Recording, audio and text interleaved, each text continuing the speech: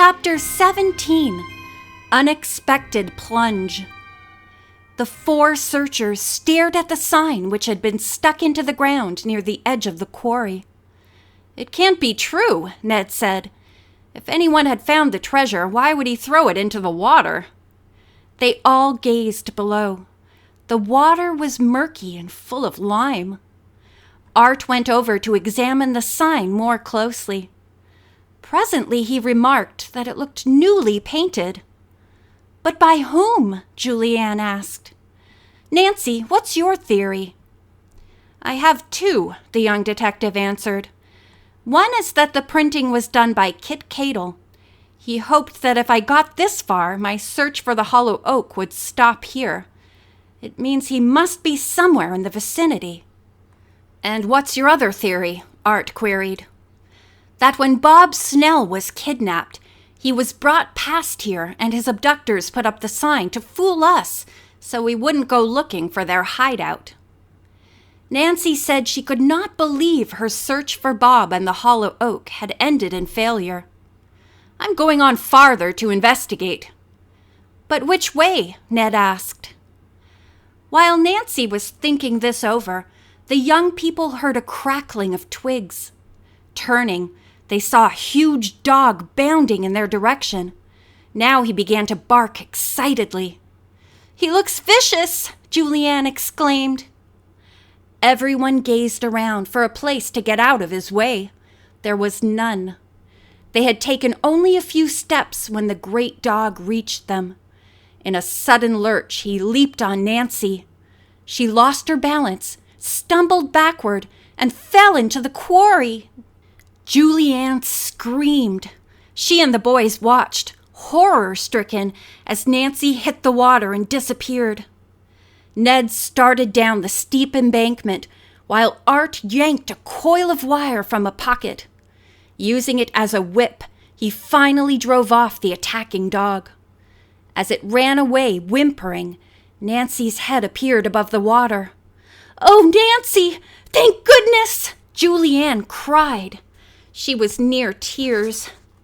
"Are you all right?" Ned called down. "Yes," Nancy replied. "Is everybody okay? Where's the dog?" "Gone," Art answered. "Good. As long as I'm here," Nancy said, treading water, "I'm going to investigate the bottom and see if by any chance there's a tree or part of one here." She swam around, diving now and then, but finally came to the side. "There's nothing important down here," she reported. Ned was at the edge of the water to assist her. She was a strange sight, dripping from head to foot with whitish water. At once, Ned pulled a handkerchief from his pocket. "Let me wipe off your eyes." He daubed at them, then the rest of her face, and pulled her up the embankment. Julianne had noticed a little stream of clear water a short distance from the quarry, and had hastened there to wet her own handkerchief. She ran back and applied it to Nancy's eyes, nose, and mouth. Then she burst out, "That dog ought to be tied up and never let loose." Nancy agreed, but said, "We're probably trespassing on some farmer's property, and the dog was only protecting it for his master." Ned suggested that they go home. "Nancy, you should get out of those clothes and wash your hair as soon as possible." She agreed. Her sopping wet attire was not only uncomfortable, but gave her a strange whitish appearance.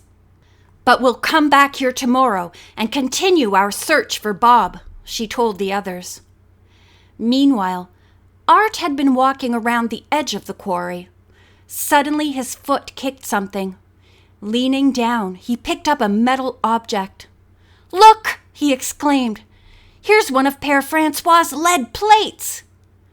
The group concluded it probably had fallen off a tree, then had been picked up and later dropped at this point. But who had dropped it, and when? There was no way of finding out the direction in which the arrow had once pointed. "We'll have to search in all directions at once," Nancy said ruefully.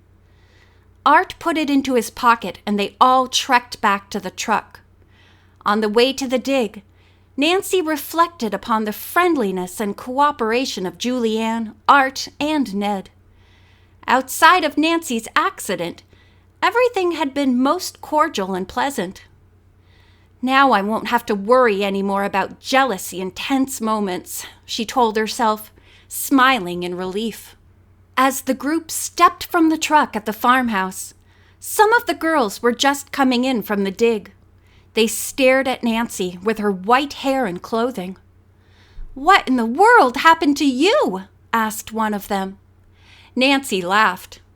"Believe it or not, I fell into a quarry pit, and now I'm going in for a good bath and a shampoo, then wash these clothes."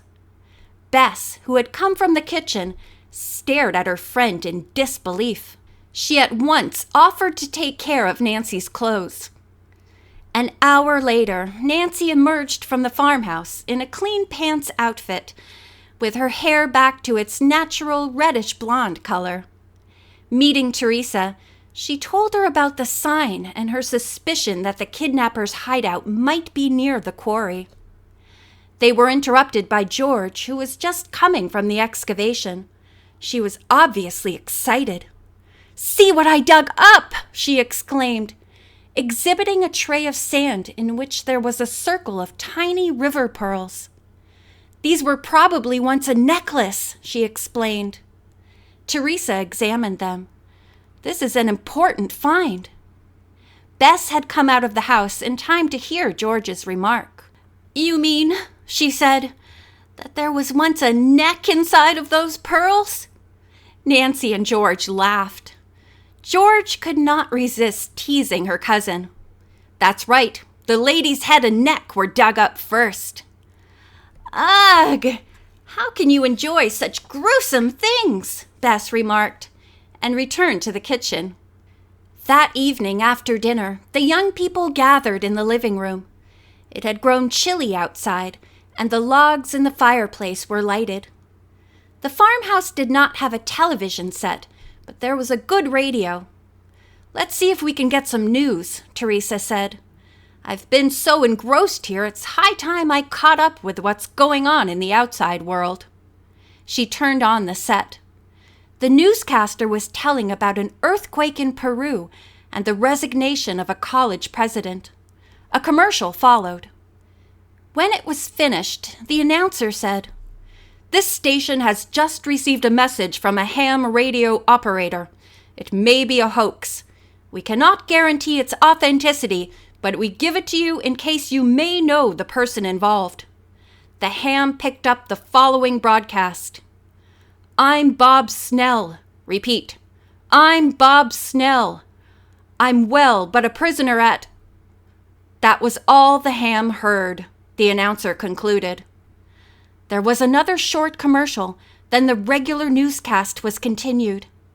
The young people in the farmhouse were electrified by what they had heard. "Oh, I hope they tell more," Nancy said excitedly. To the dismay of the group, the announcer did not mention the ham's message again.